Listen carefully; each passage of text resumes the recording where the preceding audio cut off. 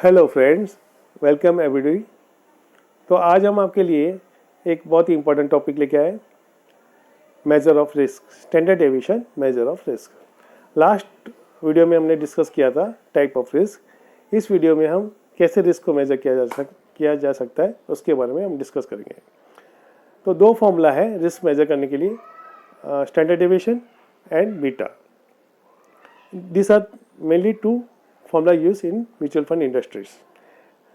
तो जो standard deviation है it is applicable to all mutual fund scheme, और जो बीटा है वो केवल इक्विटी डाइवर्सिफाइड स्कीम के लिए एप्लीकेबल है। तो आज हम स्टैंडर्ड डेविएशन के बारे में डिस्कस करेंगे, बीटा के बारे में हम फिर कभी दूसरा वीडियो बनाएंगे। तो स्टैंडर्ड डेविएशन जो है ये हमें बताता है कि हमारा स्कीम कितना वॉलेटाइल है compare to the other scheme, and हमारे जो रिटर्न है, जो आने वाला रिटर्न है वो कितना वेरी हो सकता है, कितना उसमें वेरिएशन आ सकता है उसके ओन एवरेज से। जो स्कीम ने जो पास्ट रिटर्न दिया है उसका जो एवरेज है उससे कितना वेरी हो सकता है। तो एक एग्जांपल के तौर पर हम लेके चलते हैं कि मान लीजिए एक म्यूचुअल फंड का हमने एग्जांपल दिया है, 5 ईयर्स का उसका रिटर्न हमने कंसिडर किया है। तो फर्स्ट ईयर में 16%, सेकेंड ईयर में 17%, थर्ड ईयर में 18% रिटर्न दिया है, फोर्थ ईयर में 16% दिया है और फिफ्थ ईयर में 18% दिया है। तो अगर इसका एवरेज निकालेंगे तो उसे मीन कहते हैं, तो उसका मीन आया 17%, यानी 17% उसने एवरेज रिटर्न दिया है 5 साल में, पाँच साल के अंदर में। तो उसका जो स्टैंडर्ड डेविएशन आ रहा है यहाँ पे, ये देखिए केवल एक आ रहा है, यानी स्कीम का जो रिटर्न है वो 17% है।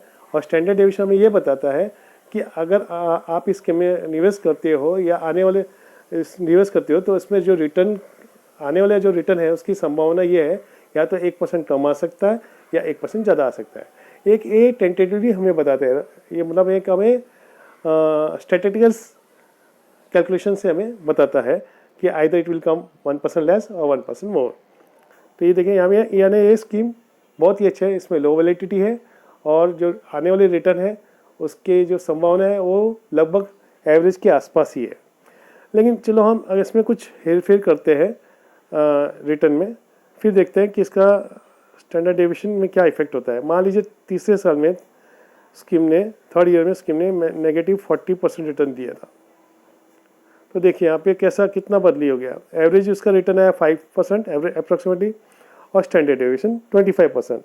यानी अभी हमें क्या बता रहा है कि एवरेज तो 5% आया है, ये स्कीम का एवरेज 5% है 5 ईयर्स का, और इसका ये आपका जो आने वाला रिटर्न है ये 25% वेरी आइदर लॉस में हो सकता है, 25% प्रॉफिट में हो सकता है। या तो 20% नेगेटिव रिटर्न दे सकता है फ्रॉम द मीन और 25% पॉजिटिव रिटर्न दे सकते हैं फ्रॉम द मीन, यानी 5% से 25% ऊपर दे सकता है या नीचे दे सकता है। तो यानी इसमें वॉलेटिलिटी ज़्यादा है। तो जब भी हम म्यूचुअल फंड स्कीम का स्टैंडर्ड डेविएशन देखते हैं, हमें स्टैंडर्ड डेविएशन अगर देखना है तो हम म्यूचुअल फंड की जो फैक्ट शीट है वहाँ पर भी जाकर देख सकते हैं, या जो मनी कंट्रोल है उसमें आप म्यूचुअल फंड में सर्च करोगे तो जो आप म्यूचुअल फंड सर्च कर रहे हो तो वहाँ पे एक रिस्क रेशियो है, वहाँ पे रिस्क रेशियो में स्टैंडर्ड डेविएशन दिखाई देगा।